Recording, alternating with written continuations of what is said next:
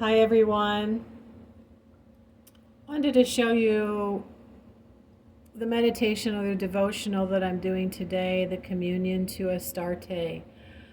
And as I'm learning more and more about Astarte in all of her correspondences, I've recently been reminded that she relates to Taurus, the aspect of Venus that relates to Taurus, and things of the senses, sensualities, luxuries. What's interesting to me is that I decided to work with stars when I made a video about, the secret I've been hiding in plain sight, and I engraved the fixed star Aldebaran on my silver encased moonstone. The moon in Taurus is extremely helpful for helping people really get a handle on their money, even if they think they're good with it. It can encourage you to be better. So, working with moon transits, I know today is a Tuesday and it's a Mars day, but I've decided because it's the moon in Taurus that I'm going to light a red candle with the red sigil of Astarte. And this kind of brings in the energy of Mars being a Tuesday. Now they say her day is a variety of days, Wednesday, Thursday, Friday. You'll have to determine that for yourself, but I think that a lot of times your will can override that. When the moon comes close to Aldebaran and then comes down to the earth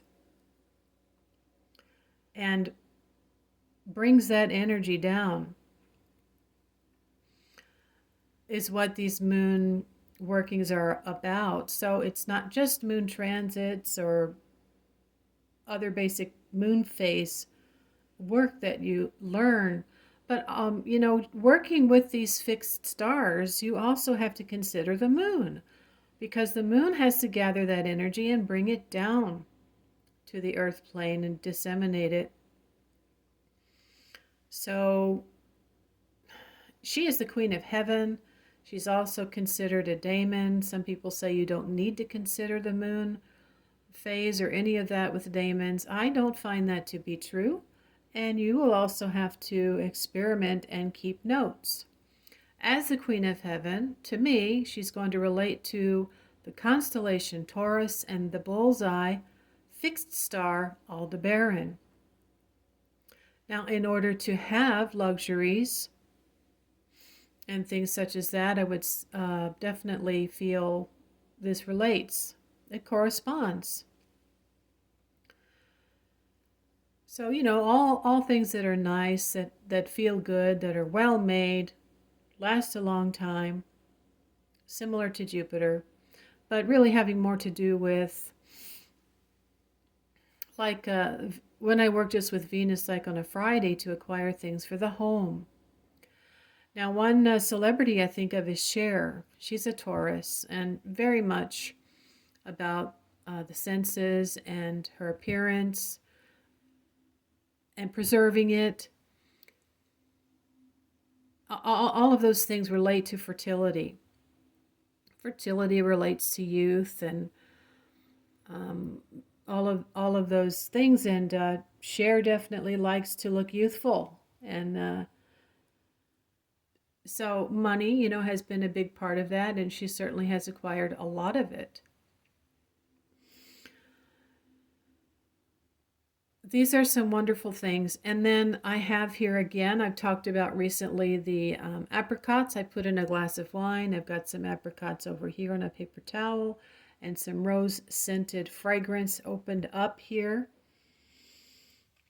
I'm going to move this to the bedroom because I am expecting someone to be knocking on my door at any time today to do work on my apartment. I'm going to have a shelf lowered, which is going to make it easier for me to access.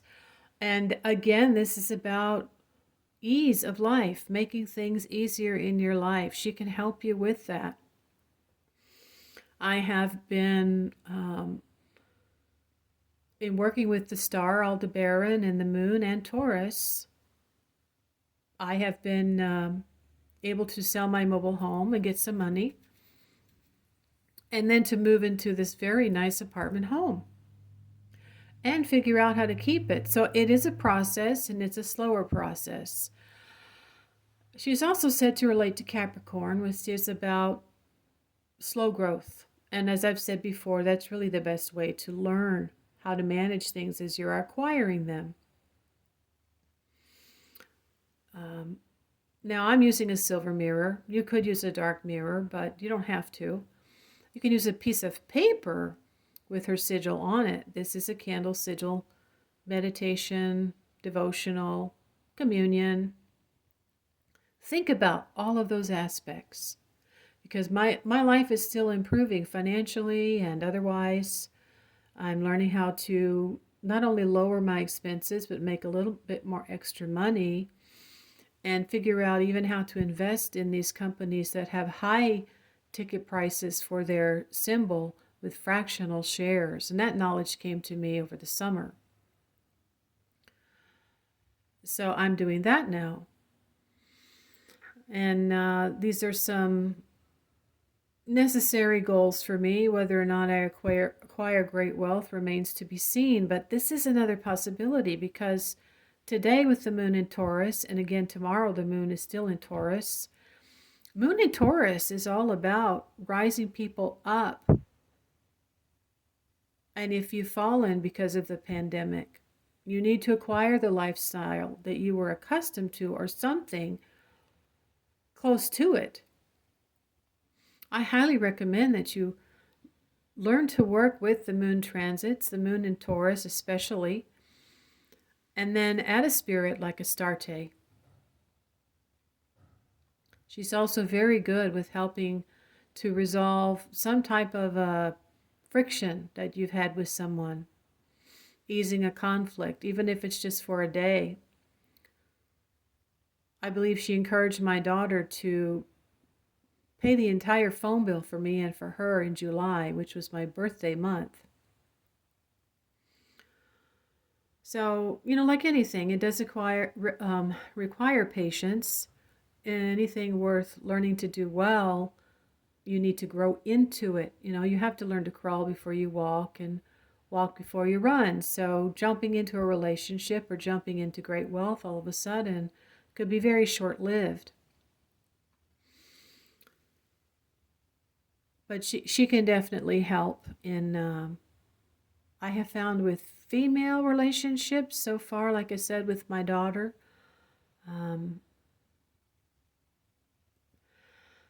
But just trying to ride yourself back up once again from losing the annual income you had once before really is an opportunity for growth and probably self-employment of some kind. I'm doing DoorDash, and I'm also planning to start another little business from home, from scratch. It doesn't require a lot of capital at all. So, she is about wisdom as well. And so this is a very smart, wise way to go about starting a business. Even when I had my skin salon, which is a luxury business, I had a lot of equipment and a little bit of money when I started, and I rented my space and I signed the lease. However, I didn't have any extra capital left over to stay there. I also didn't like the way I was being treated, so I got out of it.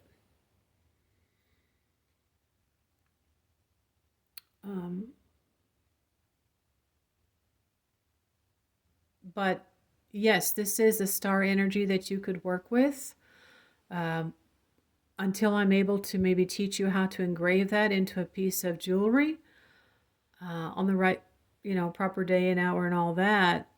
I would say get a piece of paper and also make the sigil of the moon and the sigil of Taurus if this is new to you. Because if you don't keep that in mind, you may not understand that you're working with all of these things together, And then write down what it is. What is your intention for the year? What are you willing to do something totally different now to make an income for yourself or supplement your income, and not work outside if you can't work outside, or just work part-time for someone else? Write all that down and ask Astarte to help you.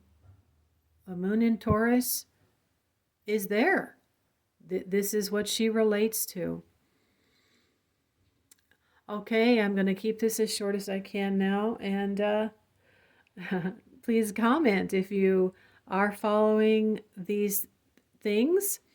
And if you want to really learn more about moon transits, follow me on Twitter at Casting Cauldron, where I do moon transit reports. See you later. Have a great day.